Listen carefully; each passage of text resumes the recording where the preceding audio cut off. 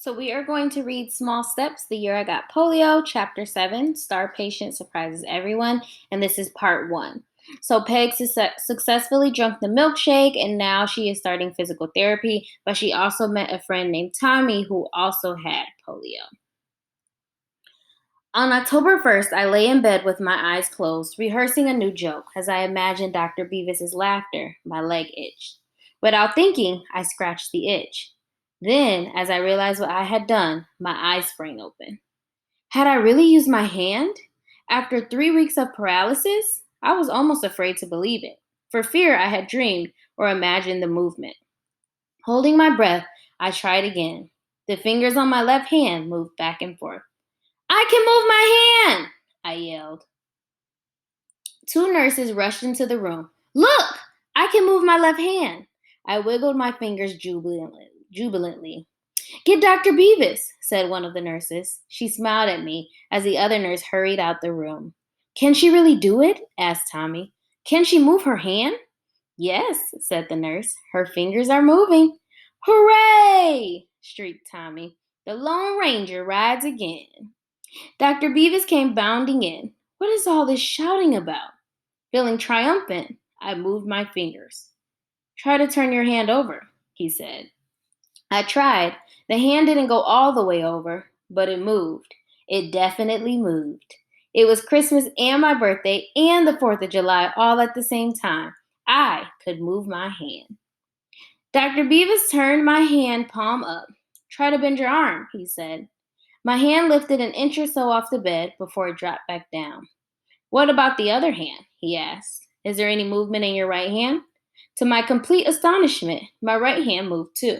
Bending at the elbow, my lower arm raised several inches, and I waved my fingers at Dr. Beavis. By then, I was so excited I felt as if I could jump from that bed and run laps around the hospital. This is wonderful, said Dr. Beavis. This is terrific. I agreed. When your mother makes her daily phone call, said Dr. Beavis, she is going to be thrilled. In the next few days, I improved rapidly. Soon, I could use both hands, then my arms. I was able to sit up, starting with 2 minutes and working up to a half an hour. Movement returned to my legs, too. My arms were still extremely weak, but I learned to feed myself again, which did wonders for both my attitude and my appetite. I was no longer feeling totally helpless. With my bed cranked up, I could balance a book on my stomach and turn the pages myself. I had always liked to read, and now books provided hours of entertainment. The hospital had a small library. Day after day, I lost myself in the books. I began reading aloud to Tommy. I quit only when my voice got hoarse, but even then, he always begged me to read just one more page. I preferred reading silently because it was faster, but I felt sorry for Tommy, who was still stuck in the iron lung, unable to hold a book. I was clearly getting better. He was not. Each day, I read to him until my voice gave out. Dr. Beavis continued to praise and encourage me. Mrs. Crabbe bragged about my process. The nurses called me their star patient.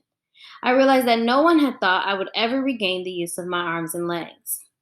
A week after I moved my hand, Dr. Beavis said he wanted to see if I could stand up by myself. First, he helped me sit on the edge of the bed. Then, with a nurse on each side, I was eased off the bed until my feet touched the floor. Each nurse had a hand firmly under one of my armpits, holding me up. Lock your knees, Dr. Beavis instructed. Stand up straight. I tried to do as he said. We're going to let go, he said, but we won't let you fall. When the nurses drop their arms, see if you can stand by yourself. Tommy, my iron lung cheerleader, hollered, Do it, Kimosabe! Do it! It was wonderful to feel myself in an upright position again. I was sure I would be able to stand alone. I even imagined taking a step or two. All right, Dr. Beavis said to the nurses. Let go. As soon as they released me, I toppled without support. My legs were like cooked spaghetti. The nurses and Dr. Beavis all grabbed me to keep me from crashing to the floor. Disappointment filled me, and I could tell the others were disappointed too. The strength had returned so quickly to my arms and hands that everyone expected my legs to be better also. I'm sorry, I said. I tried. It will happen.